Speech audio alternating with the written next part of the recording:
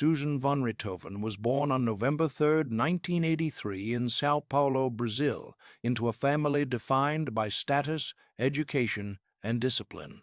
Her father, Manfred Albert von Richthofen, was a German-born engineer and director at DERSA, the state highway agency. Her mother, Marisa van Richthofen, was a prominent Brazilian psychiatrist. Together they raised Susan and her younger brother, Andreas, inside an upper-class household connected to a lineage that included notable German aristocrats.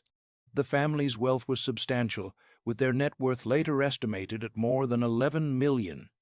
For Susan and Andreas, privilege was part of everyday life.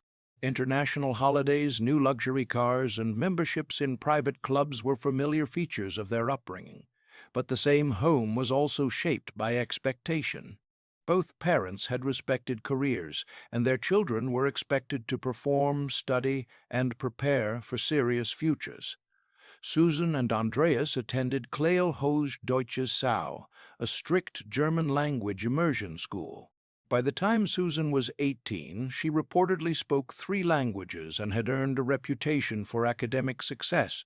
She was described as always studying and receiving top grades. In later interviews, Susan described her childhood differently from the polished image of privilege. She said the household was strict and emotionally distant, with very little love shown. She claimed she often buried herself in schoolwork to avoid conflict. With ambitions of becoming a high-powered attorney, Susan eventually enrolled in pre-law at PUC Sao Paulo. This decision marked the next formal step in the life her parents had expected.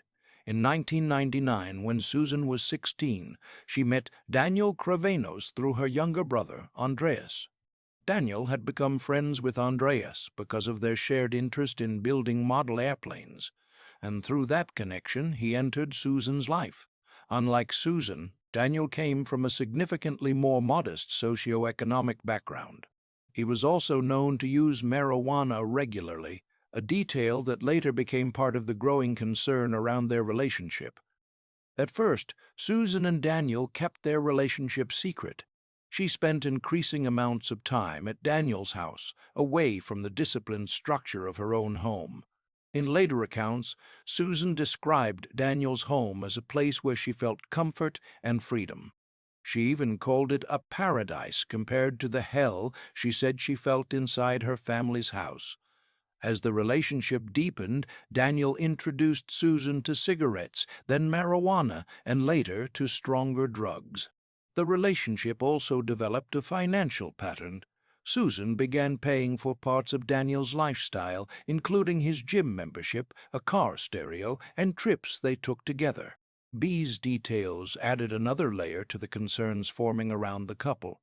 When Susan's parents first discovered the relationship, they allowed it to continue. But their attitude changed as Susan began coming home later and later, often smelling of smoke.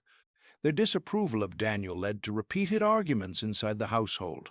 By May 2002, Susan was 18, and her parents decided the relationship had to end. They forbade her from seeing Daniel and warned that she could be cut off financially if she disobeyed. Susan did not accept their decision. She pushed back strongly and later told friends she felt their demand was unconscionable. Rather than separating, Susan and Daniel continued moving closer, and the relationship became more secretive, more defiant, and increasingly desperate over time. In July 2002, Susan's conflict with her parents escalated while Manfred and Marisa were traveling in Europe. During their absence, Susan invited Daniel to stay inside the family home for an extended period of time. When her parents returned and discovered what had happened, they were shocked and furious. Daniel was ordered out of the house, and Susan was given another clear ultimatum: stop seeing him or face the possibility of being financially cut off. Susan tried to create another solution. She asked her parents to pay for an apartment so she could live separately, away from the rules and arguments of the family home. They refused once again. Their response was direct. She could do whatever she wanted, but only if she earned her own money. The disagreement left the relationship under even greater pressure, and Susan continued seeing Daniel despite her parents' opposition. By October 2002, the tension inside the household had reached a breaking point. Susan began private conversations with Daniel and his brother Christian about what life might be like without her parents. She later admitted that she sometimes thought it would be better if Manfred and Marisa were no longer there. By late October, Susan and the Crevinos brothers had formed a plan. The deaths would be staged as a robbery gone wrong, hiding the real motive behind the double murder. Around midnight on October 31st, 2002, while her parents slept, Susan put the plan into motion. She quietly went downstairs, turned off the alarm system, and opened the front door. Daniel and Christian entered the house. The brothers went upstairs to the master bedroom, where Manfred and Marisa were sleeping. They attacked both parents with a heavy metal bar, killing them in their bed. Susan reportedly stayed downstairs during the attack. Afterward, the house was ransacked. Cash and valuables were taken to make the crime scene appear like a burglary.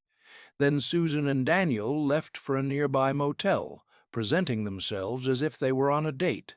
Christian, meanwhile, went out to get food, completing the false appearance they intended to create together. The morning after the murders, Susan and Daniel picked up Susan's younger brother from an internet cafe and brought him back to the family home. Once inside, they acted as if they were discovering the crime scene for the first time. Authorities were alerted and police arrived around 4 a.m. They found Manfred and Marisa dead, while Susan appeared hysterical before investigators. At first, the scene was meant to resemble a burglary, but police quickly noticed that important details did not fit. The forensic evidence suggested that whoever entered the house understood the household, the layout, and the security systems. The disabled alarm and the way the intruders had moved through the property pointed toward people with intimate knowledge rather than unknown outsiders. Susan's behavior in the days that followed also drew attention. Investigators noted that she appeared unusually calm after the murders. She went swimming and attended a birthday celebration only hours after her parents' funeral. These actions did not prove guilt by themselves, but they added to the suspicion already forming around her, Daniel and Christian. Police began watching the three more closely. Soon, Christian was seen buying a new motorcycle with a large amount of cash, far beyond what he would normally have been able to afford. On November 9, 2002, police brought Susan, Daniel, and Christian in for questioning.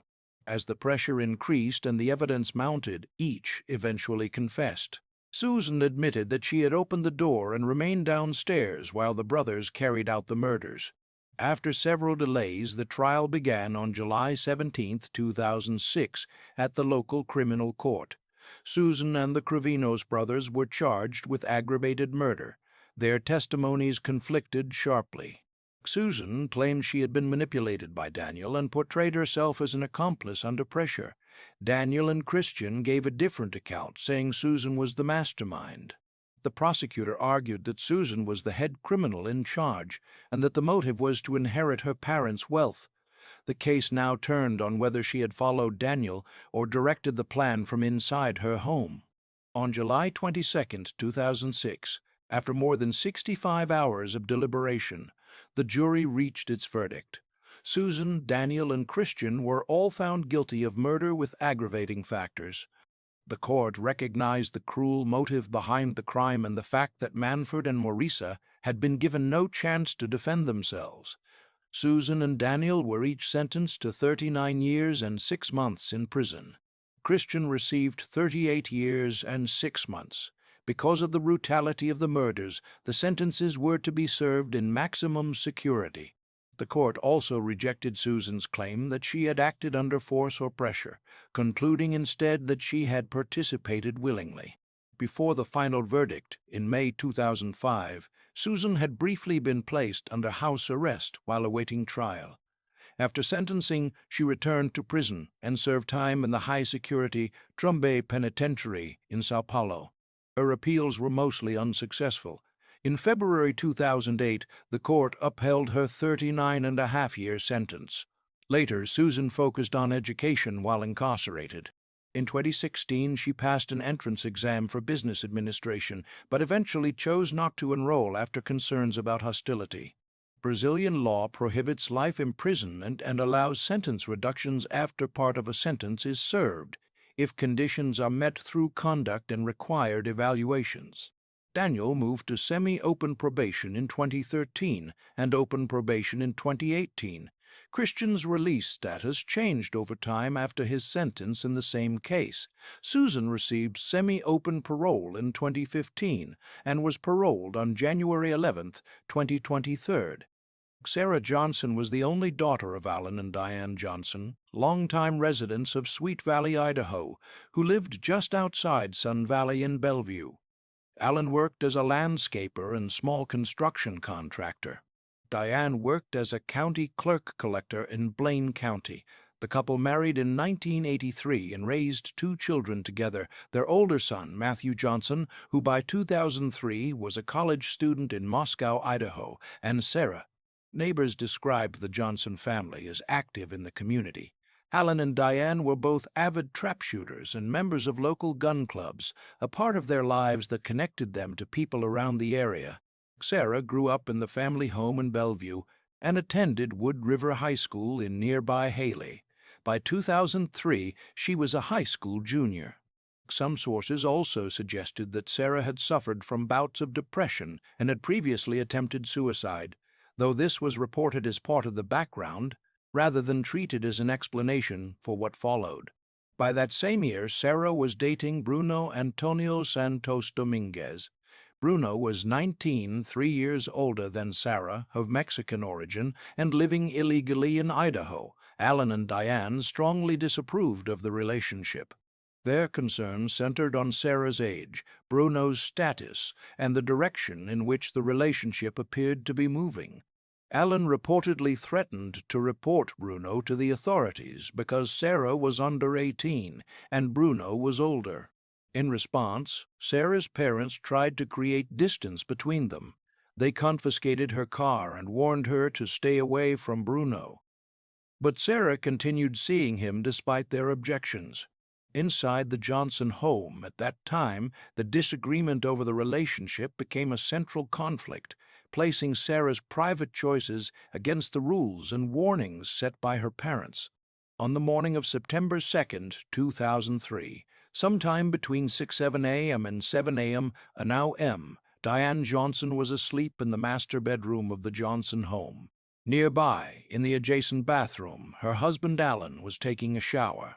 According to the case presented by authorities, Sarah Johnson entered the room wearing a shower cap and a pink bathrobe, then shot her mother in the head while Diane was still sleeping. The sound of gunfire brought Alan out of the shower. As he came from the bathroom, Sarah allegedly shot him once in the chest. Alan later bled to death on the bathroom floor. Within minutes, the violence inside the home was followed by Sarah's sudden appearance outside it. After the shootings, Sarah ran across the street to the home of the Graysons. She pounded on their door and screamed that an unknown man had shot her parents. When officers arrived and questioned her, her explanation did not remain consistent. At different moments, she said she had hidden during the attack. At other times, she claimed she had actually seen the intruder herself. In every version, however, she said she fled the house after hearing gunfire. Investigators began testing that account against what others nearby had seen and heard. Police soon moved away from the idea that an outsider had entered the Johnson home. Neighbors had not heard anything suspicious, and no unknown intruder had been seen leaving or moving through the area. Sarah's first statement had pointed toward an unidentified attacker, but the early investigation did not support that direction. Instead, the focus began shifting inward toward the people connected to the house itself. That morning's account, built around a fleeing stranger, became one of the first details investigators questioned as they examined whether the evidence pointed inside the Johnson home rather than beyond it. From that point, her account became central to the investigation into the shootings and their immediate aftermath inside the home. Inside the Johnson home, investigators found the first physical evidence in the trash. Among the discarded items was a blood-soaked pink woman's robe and several gloves. Forensic testing showed that the robe belonged to Sarah Johnson. Testing also found Sarah's DNA inside a discarded latex glove. The robe carried blotches of Diane Johnson's brain tissue on its sleeves, placing it directly within the violent aftermath of the shooting. A separate leather glove recovered from the trash contained gunshot residue. Police also searched Sarah's bedroom. There they found .264 caliber ammunition shells, a magazine, and related items. Investigators later determined that the weapon used was a .264 caliber bolt-action hunting rifle taken from the guest house on the Johnson property. The rifle belonged to Mel Spiegel, the renter who lived there. Sarah had a key to the guest house, and investigators noted that she had been inside that building in the days before the murders. At first, police considered other possible suspects: Bruno Santos, Sarah's boyfriend, and Mel Spiegel, the rifle's owner, were both examined. But both were cleared because of alibis and a lack of evidence tying them to the crime scene. The rifle was eventually recovered, but the only fingerprints found on it were unidentified. They did not match Sarah, and they did not match Mel. In 2005, Sarah's case went to trial in Boise, Idaho. The 5-week trial was broadcast live by Court TV and drew wide public attention. Prosecutors presented extensive testimony from crime scene technicians, FBI DNA analysts, and other experts. Prosecutors treated the robe, gloves, ammunition, and rifle access as a forensic path connecting Sarah to the killings inside the home. Their argument was that Sarah alone killed Alan and Diane because they opposed her relationship with Bruno and had threatened legal action against him. They also argued she wanted to marry Bruno, gain access to life insurance money, and live from inheritance. The defense, led by Robert Pangburn, rejected that theory. Pangburn argued that someone else killed Alan and Diane Johnson. He pointed to the unidentified fingerprints on the rifle scope and to reports of loud cars moving through the neighborhood around the time of the killings. He also challenged the handling of key evidence, especially a blood-stained comforter from the bed that was not preserved. Prosecutors said the comforter mattered because it helped explain why Sarah did not have blood in her hair. According to their theory, it had covered Diane's head when she was shot, blocking the backspatter that might otherwise have reached the shooter. The defense argued the missing comforter weakened that explanation rather than supporting it. Law enforcement and prosecutors acknowledged that allowing it to go missing was a major mistake. By the end of the trial, the case rested on competing interpretations of physical evidence, motive, and the unanswered questions left by the scene. Throughout the investigation and trial, Sarah Johnson never admitted involvement in the deaths of her parents beyond the conflicting accounts she gave after the shootings. She continued to maintain that she had no part in killing Alan and Diane Johnson. Bruno Santos also testified and denied any involvement, leaving the jury to weigh the prosecution's physical evidence against the defense claim that someone else had committed the crime. After one day of deliberation, on March 16, 2005, the jury reached its verdict.